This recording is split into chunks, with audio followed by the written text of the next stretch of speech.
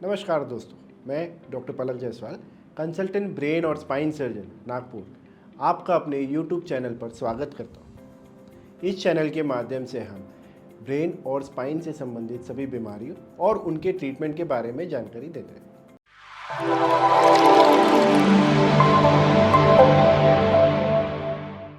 इस वीडियो में हम आज जानेंगे पिट्यूटरी एडिनोमा के बारे में। पिट्यूटरी ग्लैंड क्या है? पिट्यूटरी ग्लैंड नाक के ठीक ऊपर और पीछे ब्रेन के सेंटर में एक ऑर्गन है। इस ग्लैंड को हम मास्टर एंडोक्राइन ग्लैंड भी कहते हैं, क्योंकि ये हार्मोन बनाते हैं जो शरीर के कई अंगों को, कई ऑर्गन्स के काम करने को अफेक्ट करता है और शरीर के दूसरे ग्लैंड्स को भी कंट्रोल करता है। पिट्यूटरी एडिनोमा इसी ग्लैंड के कुछ सेल्स की एबनॉर्मल ग्रोथ की वजह से बनता है। ये ट्यूमर ज़्यादातर नॉन कैंसरस ट्यूमर होते हैं। कहा जाता है 10 में से एक इंसान को उसके पूरे लाइफ टाइम में पिट्यूटरी ट्यूमर हो सकता है और यह कोई भी एज में हो सकता है। पिट्यूटरी एडिनोमा मेनली हम दो तरह से क्लासीफाई करते हैं। पहला, ट्यूमर के साइज़ के अनुसार, जिसे हम माइक्रो एडिनोमा जो 1 सेंटीमीटर से छोटा होता है, या फिर मैक्रो एडिनोमा जो 1 सेंटीमीटर से बड़ा होता है। दूसरा, ट्यूमर हार्मोन सीक्रेट करता है या नहीं, फंक्शनल या नॉन फंक्शनल कहते हैं। फंक्शनल ट्यूमर अलग अलग तरह से हार्मोन सीक्रेट कर सकते हैं। इन्हीं हार्मोन्स के बेसिस पर इन ट्यूमर को हम डिवाइड करते हैं, जैसे स्टेरॉइड सीक्रेट करने वाला, ग्रोथ हार्मोन सीक्रेट करने वाला इत्यादि।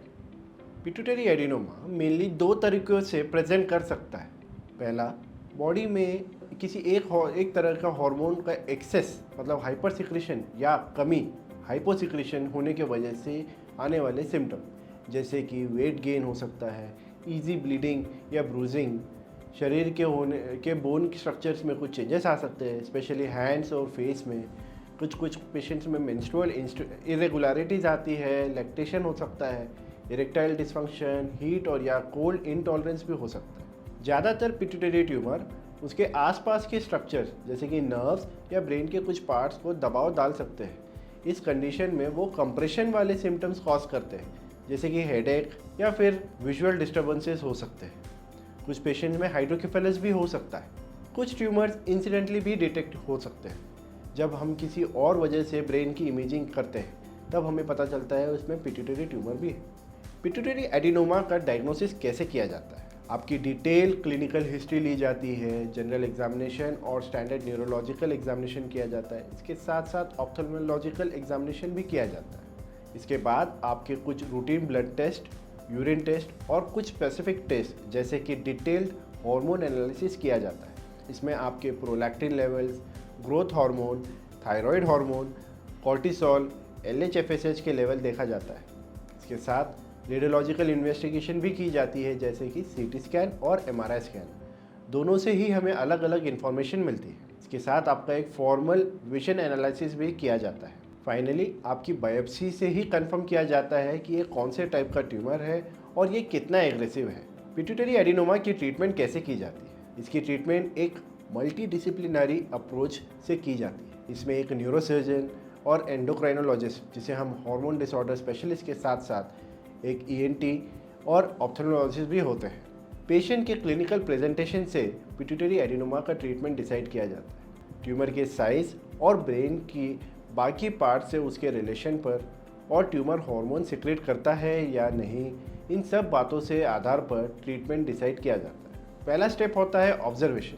अगर ट्यूमर छोटा है और कोई सिम्टम कॉज नहीं कर रहा है या फिर ये इंसिडेंटली डिटेक्टेड है, तो यूजुअली इसमें ट्रीटमेंट की ज़रूरत नहीं होती है, लेकिन इसमें आपका रेगुलर एग्जामिनेशन और चेकअप, फॉलोअप किया जाता है, ताकि ट्यूमर की ग्रोथ को हम मॉनिटर किया जा सके।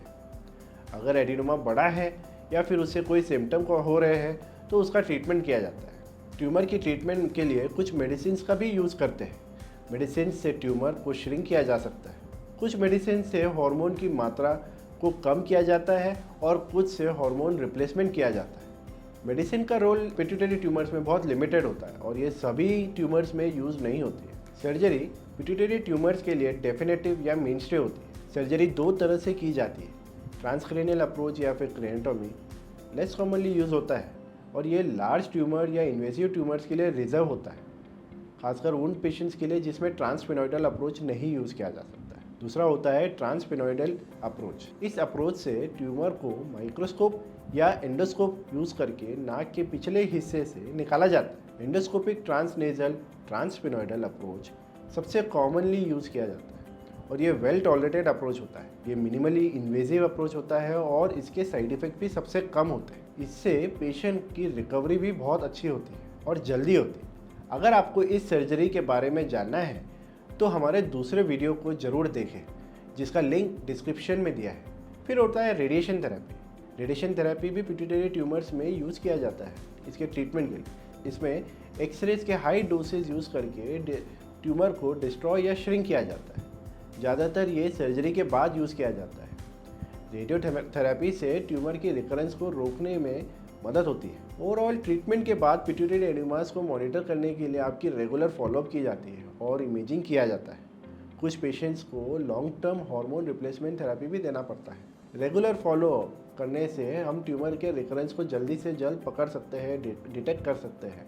इस विषय में और जानकारी के लिए हमारे चैनल को ज़रूर सब्सक्राइब करें और लाइक करें। धन्यवाद।